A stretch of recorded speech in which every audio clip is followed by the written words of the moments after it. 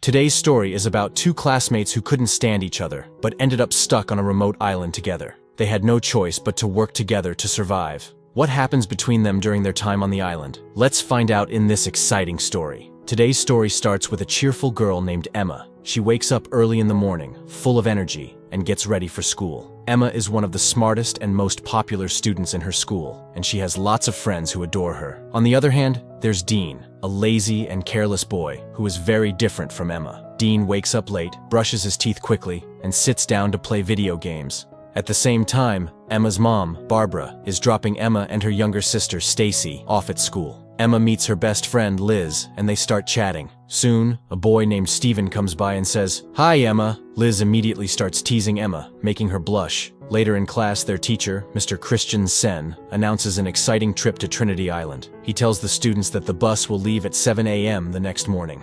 At lunch, Liz talks to their friends about Emma and Steven, joking about how this trip could bring them closer. Emma tries to change the subject and focus on the trip, but her friends are too busy making plans for her love life. During lunch, Emma notices Dean sitting alone, cutting an apple with a small knife. Miss Collier, one of the teachers, catches him and scolds him for bringing a knife to school. She drags him to the principal's office, leaving Liz to say, "See, Dean is nothing but trouble." The next morning, Emma is excited about the trip. She thanks her parents, Barbara and Phil, for letting her go. Meanwhile, Dean doesn't want to go, but his dad reminds him, "We worked hard to get you on this trip after your mistakes. Don't waste this chance." Dean reluctantly agrees. At the school, Mr. Christian Sen gathers everyone and asks them to get on the bus. As Emma gets on, Steven says hello, but Liz pulls her away, whispering, "Focus on Steven. Don't waste time on anyone else." After a long journey, the group reaches Trinity Island. Emma and her friends rush to the pool, splashing and laughing together. Steven joins them, but Dean watches from the balcony, keeping to himself. Later, one of Emma's friends tells her about a party on a local boat.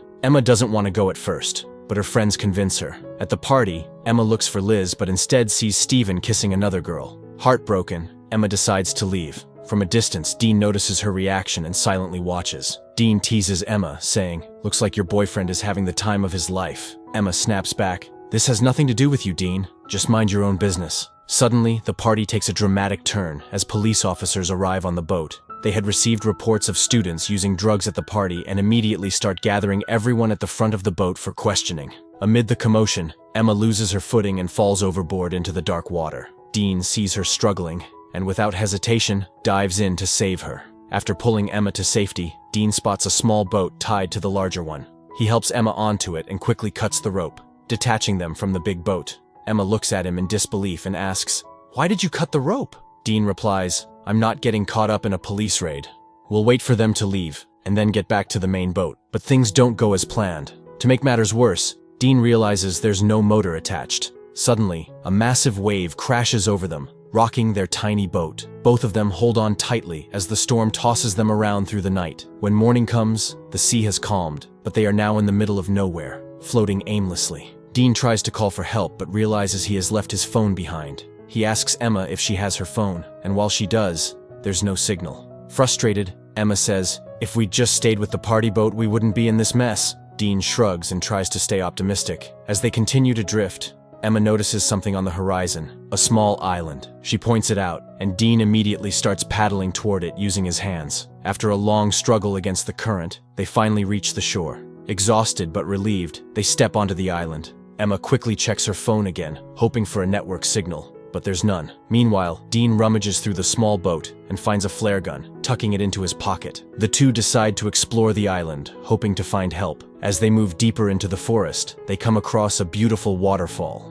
Dean is mesmerized and exclaims, "Wow, this is incredible! Take a picture for your memories." Emma glares at him, clearly irritated. "Are you serious right now? We're stranded on an island and you think this is a sightseeing trip?" Dean laughs and says, "Come on, Emma. At least try to enjoy something while we're here. We'll figure a way out." Meanwhile, back at the hotel, Mr. Christensen, furious about the students' behavior, cancels the rest of the trip.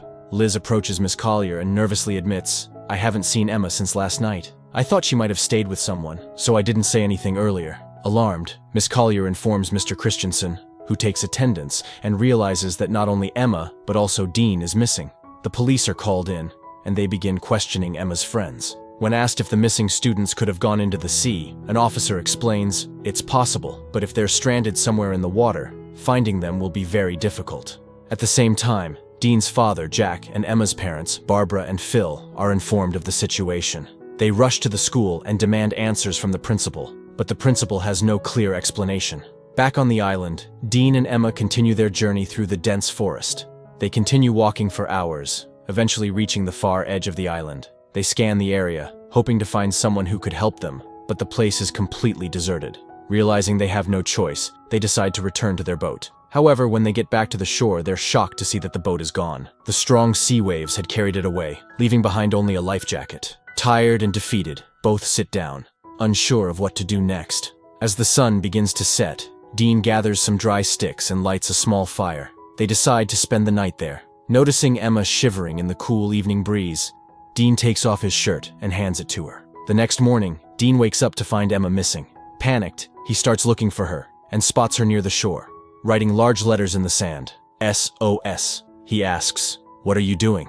Emma replies, "Trying to save my life. We need to find water and food or we won't survive long." Dean heads toward the sea, deciding to swim and cool off. As he does, Emma watches him quietly. Meanwhile, back at the hotel, Mr. Christensen is meeting with Emma and Dean's parents. He informs them that the police are actively searching for their children and have found traces of a small boat in the sea. Jack, Dean's father, gets frustrated and suggests hiring a private rescue team, but Mr. Christensen reassures him, saying, "The police are doing their job. We need to trust them." On the island, Emma is searching for water when she suddenly feels as though someone is watching her. The feeling unnerves her, and she quickly leaves the area. When she finds Dean, they both start gathering leaves and branches to build a small hut for shelter. They also work together to write a giant SOS on the beach, hoping a rescue team might spot it from above. For food, they explore the island and eat whatever they can find. Dean discovers a banana tree and picks some bananas for both of them.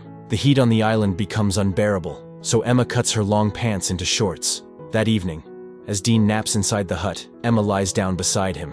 In his sleep, Dean turns toward Emma and places his hand on her. The next day, Emma bathes under a waterfall when Dean approaches, asking for sunscreen. Emma says, "I'm bathing here. Go somewhere else." Dean smirks and replies, "You told me to keep watch for safety, so here I am." Emma frowns and says, "I told you because I think there's someone else on this island. We're not alone." Back at the hotel, Emma's disappearance has made the news. The police tell her parents that the chances of finding Emma and Dean alive are slim, and they've started searching for their bodies. This news breaks Barbara's heart. Phil comforts her, saying, "I'll take care of Stacy at home, but don't lose hope. We'll find Emma." Meanwhile, Jack rents a helicopter and joins Barbara in the search. They fly over the sea, scanning the area for any sign of their children. As night falls on the island, Emma tells Dean, "I miss my family so much." Trying to cheer her up, Dean starts looking around but stumbles upon a human skull. But Emma panics at the sight. "This must have been someone who got stuck here, just like us. Look what happened to him. What if the same happens to us?" Dean tries to calm Emma down and says, "No, this person was probably a fisherman, or maybe even a smuggler who ended up here by accident. We're not like him. We have people looking for us, people who care about us. We're not alone. I promise we'll survive. Trust me." Saying this, he leans in and kisses her. For Emma, it was her first time kissing someone. As the night deepens, Dean crosses all boundaries of closeness. That night, for the first time, Emma feels the thrill of experiencing something so wild and untamed. By morning, Emma wakes up and looks around. She realizes Dean is nowhere to be seen. She starts calling out his name. She searches desperately. She finds Dean digging a pit. Confused, she asks him what he's doing. But before he can respond, Emma trips and falls, scraping her knee. Dean quickly cleans her wound and reassures her, "You're going to be okay." Later, at the waterfall, Dean opens up about his mother, who died in a car accident. Emma listens intently, touched by his vulnerability. As rain begins to fall, Dean starts playing in it, and Emma joins him. They laugh, dance, and share a light-hearted moment. Dean places a flower in Emma's hair, making her smile. Emma says, "I want to enjoy the storm again."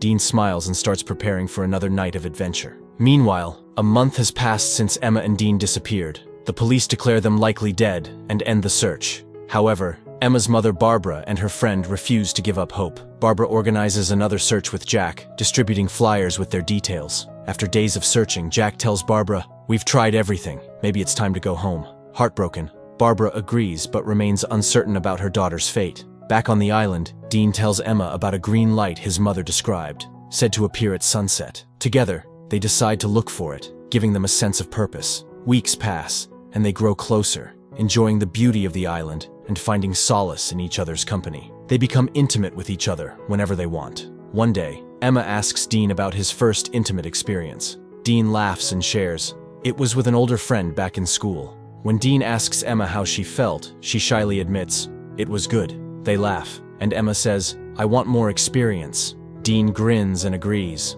While foraging for fruits, they hear the distant hum of a plane. Rushing to an open space, Dean searches Emma's bag for the flare gun, but it's missing. The plane flies away, leaving them devastated. Later, Emma notices other items are missing. A chilling thought crosses her mind. "Dean, I think someone else is on this island, and they've been stealing from us." A few more days pass, and still, only one plane has passed over the island. No one has come to rescue them. Dean and Emma sit in the hut, discussing whether they should give up on the hope of returning home. They decide to accept their situation and spend their time together in the forest. Suddenly, Dean hears the sound of an animal. He goes into the forest to investigate, and Emma, worried about him, follows. As Dean ventures further, he encounters a black panther. He runs in panic, and after a long chase, he falls to the ground. When Emma reaches him, she sees that Dean is holding a blood-soaked knife, having killed the panther in self-defense. Back home, Emma and Dean's friends and family try to continue their lives without them. Emma and Dean, however, have adapted to life on the island. They've learned to hunt and build a life together in the hut, having let go of the hope that anyone would come to save them. One day, as they lie down to rest, Emma notices that their missing items are falling from above. Looking up, they see a monkey on a tree throwing their things down. To their surprise, the monkey is holding the flare gun that Dean had been unable to find before. Emma offers the monkey a banana, and the monkey throws the flare gun down. Just as they retrieve the gun, they hear the sound of a helicopter. They rush to an open area, and Emma successfully fires the flare. The helicopter crew spots them, and they are finally rescued. After 3 months, Emma and Dean return home. At the airport, their friends and families greet them with joy. They are taken to their respective homes, and that night, Dean visits Emma. They talk about how strange it feels to be back home, and Dean leans in to kiss her, but Emma pulls back, explaining that her parents are constantly visiting her. She invites him to a party her parents are hosting to celebrate their return. The next day, at the party, Emma's parents give a speech about their children's return. Stacy asks Dean why he's not with everyone. Dean signals Emma to join him, but she ignores him. Hurt, Dean leaves the party. Emma becomes very famous after returning, but Dean remains isolated. Whenever they pass each other, they exchange only a brief glance. A few days later, Emma calls Dean, but he doesn't answer. Stacy visits Emma's room and tells her, "After you disappeared, we missed you so much. Mom and Dad were devastated. We thought we might have lost you forever, but now we're all together, and it feels like everything's right again." Emma responds, "You're my very good sister," and they decide to attend the prom together. Meanwhile, Dean visits his mother's grave, crying as he remembers her. On prom night, Dean watches TV at home when his father asks if he wants to wear his coat to the party. Meanwhile, Emma arrives at the prom with her sister. Liz leads Emma to a surprise, and Emma sees Dean standing outside in the rain, waiting for her. This sight brings back memories of the island, and Emma, moved, steps outside to join him. Dean and Emma are reunited, and they kiss, their happiness shining through. The story ends here.